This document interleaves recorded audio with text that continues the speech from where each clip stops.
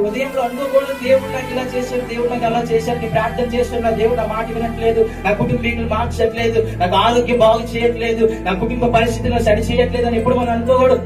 దేవుడు మన పట్ల ఉంటాడు. పరీక్ష కాలం కూడా ఒకటి ఉంటుంది. దేవుడి కోసం ఎంతగా నువ్వు నిలబడతావు, దేవుడి కోసం నీ మాటలు ఎలా ఉంటాయి, దేవుడి కోసం నీ క్రియలు ఎలా ఉంటాయని చెప్పి దేవుడు మనం పరీక్షించే రోజులు కూడా ఉంటాయి. యోబు జీవితం మనం చూసుకున్నట్లయితే, భార్య వచ్చి దూషించి చచ్చిపోయిన ఆయన, ఎందుకు నీకు బతుకు, చెల్ల పెంకుతో గోపుకోవడం ఎందుకు, కుమారుడు చచ్చిపోయి ఆస్తులు పోయి అంతస్తులు పోయి, ఇది మీకు బతికి వేస్ట్ అని చెప్పినప్పుడు యోబు అన్నాడు, మూర్ఖురాలు అని మాట్లాడుకు, దేవుని దూషించుకుని చచ్చిపోతో జాగ్రత్త అని చెప్పి అదే చెల్ల పెంకుతో గోపుకొని దేవుడు చూపించాడు. హల్లెలూయా. మనకే కానీ ఆ జీవితం వస్తే, మనకే కానీ యోబు లాంటి జీవితం వస్తే చచ్చిపోతా అంటాం, కానీ దేవుడిని తిప్పించుకుంటేస్తాం. హల్లెలూయా.